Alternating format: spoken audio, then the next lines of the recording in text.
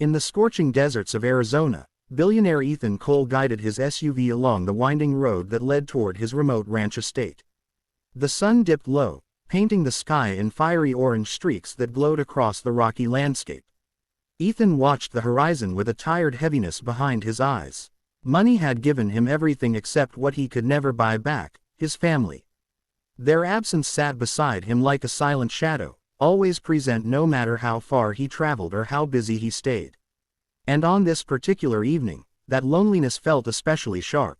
He tried turning up the radio to distract himself, but even the music felt hollow. Ethan often came to Arizona to escape the noise of corporate life in New York, yet the wide-open desert had a way of making the emptiness inside him echo louder.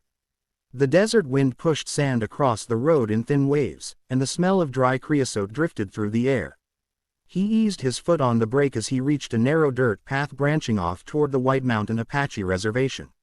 Something about the stillness made him look twice.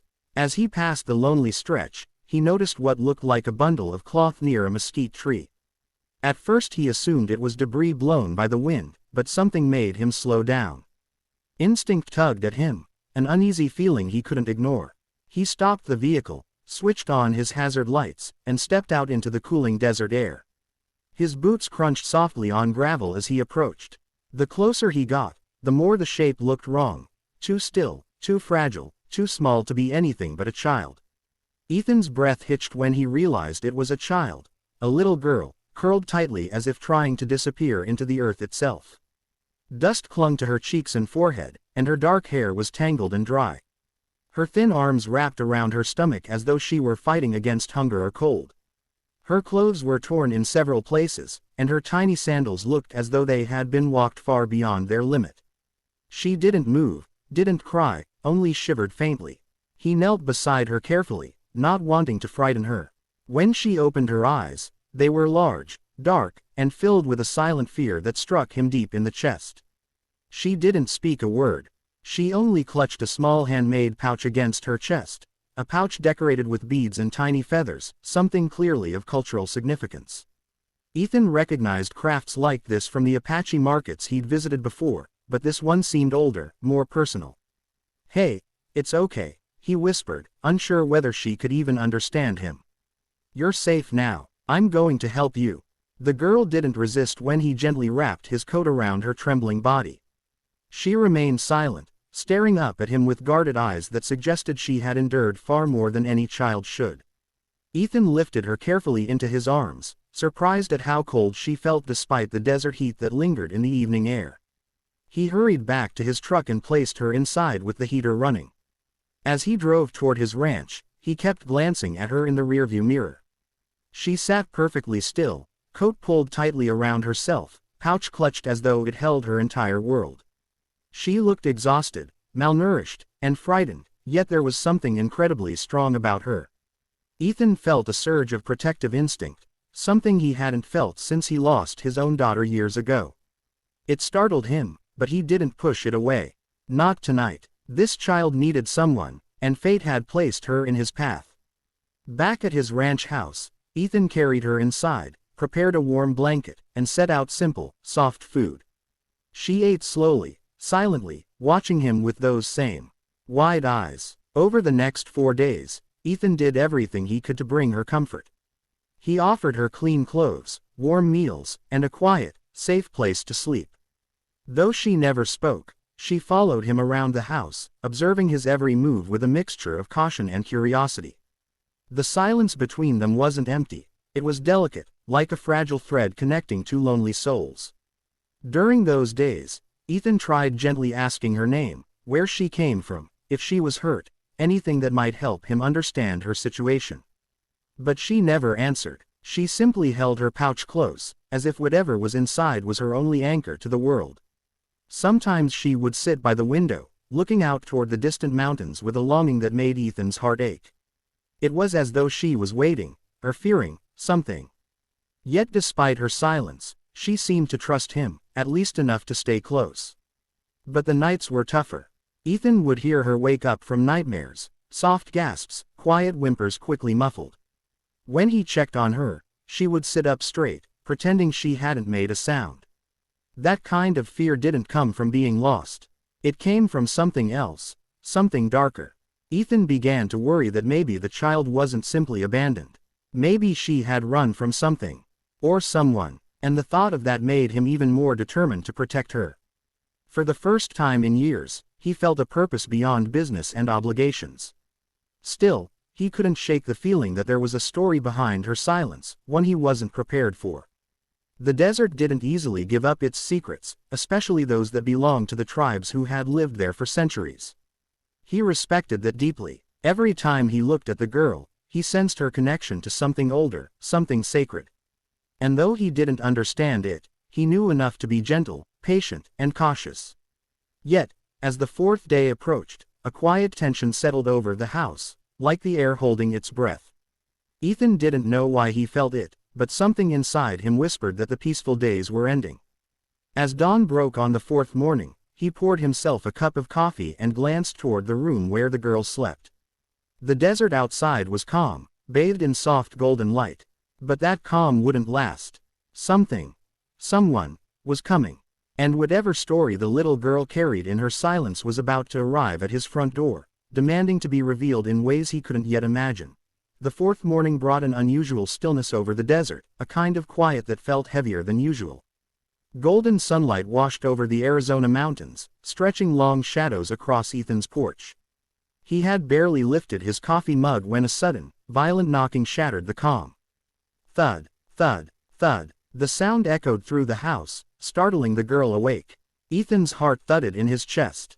Visitors were rare out here, especially at dawn. He placed his mug down slowly and moved toward the door, a strange sense of anticipation tightening in his chest. When he finally pulled the door open, he froze. Standing on his porch were three Apache women, each carrying a presence so striking that for a moment he forgot how to breathe. They weren't lost travelers. They weren't locals looking for directions.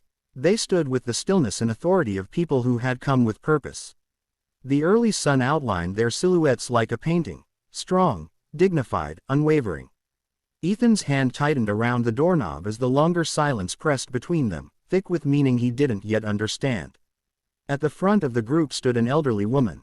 Her silver braids hung down her shoulders, and her calm, steady gaze held centuries of wisdom. She didn't look angry, but her expression carried a weight that made Ethan straighten his stance instinctively. Behind her stood a warrior-like woman, tall and steady, her clothing adorned with traditional geometric patterns that symbolized heritage and strength. The youngest woman clutched a small ceremonial medicine pouch, one that looked almost identical to the pouch the child refused to let go of. Their eyes didn't wander or scan the house. They looked directly at Ethan, then past him, into the home where the little girl stood quietly behind his leg, peeking out. The women's faces shifted immediately, softening with emotion, sorrow, and deep relief. Ethan felt the air change. This wasn't a confrontation. This was a reunion, one heavy with meaning. The child took a hesitant step forward, still clutching her own pouch. Ethan gently rested a hand on her shoulder, unsure how she would react. The elder woman stepped forward. Her movements were slow, deliberate, almost ceremonial. When she spoke, her voice carried both authority and trembling gratitude. "You found our child," she said. The words felt like a prayer released after days of fear. "She is the granddaughter of our tribal healer. She means more to us than you can imagine." Ethan felt a chill run through him. The girl behind him looked up at the elder woman with wide, glistening eyes, as though recognizing her but still too afraid to move closer. The weight of the moment pressed hard on Ethan's heart. The younger woman with the pouch stepped forward and knelt gently, holding her hands open in a gesture of reassurance. She spoke softly in Apache, her voice warm and trembling with emotion. The little girl hesitated, fingers tightening around Ethan's shirt, torn between fear and familiarity. Ethan crouched beside her. "It's okay," he whispered. "They're here for you." A beat passed, then another. Slowly, the child stepped toward the younger woman, who wrapped her arms around her with a tenderness that spoke volumes. Tears streamed down her cheeks as she held the child close. Ethan watched the reunion, an unexpected ache rising in his chest. He knew he should feel relieved. She was finally safe, finally home, but a strange emptiness tugged at him.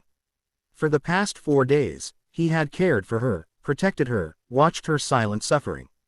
Letting her go felt harder than he expected. The warrior-like woman finally spoke. "We have been searching for her day and night. She disappeared without a trace." Her voice tightened with pain. "She was taken. We feared the worst." Ethan's stomach twisted. He had suspected she wasn't simply lost, but hearing it confirmed hit harder than he anticipated. The elder woman turned her gaze back to him. "You protected her. The desert brought you to her for a reason," she said with a quiet certainty that made Ethan's breath catch. "She carries a gift from our healer bloodline. A responsibility. And danger." Ethan's brows drew together. He didn't understand, but he sensed the depth of what she was saying. The elder woman continued, "Whoever took her may return. And those who seek her do not care who stands in their way." A chill crawled down Ethan's spine. He looked at the girl, who clung tightly to her family but kept glancing back at him. The younger woman wiped her tears and looked Ethan in the eyes. "She trusted you," she said softly. "That is rare. Our children feel what words cannot express." Ethan felt something shift inside him at those words, recognition, maybe even responsibility. He opened his mouth, unsure what he wanted to say, but the elder woman raised her hand gently. "Your path has crossed with ours," she said. "And the story will not end here." Her tone carried a finality that made Ethan feel as though his life had just veered into unknown territory. As the women prepared to leave, the little girl ran back to Ethan and wrapped her tiny arms around him. It was brief, gentle, and full of emotion she couldn't express through words. Ethan knelt, hugging her back, feeling the small weight of her trust settle deep inside him. And in that moment, he understood, this wasn't goodbye. The knocking at his door had opened more than just the truth about the child. It had opened a path he didn't choose yet somehow belonged on. The tribe had come for their child, but destiny had come for him.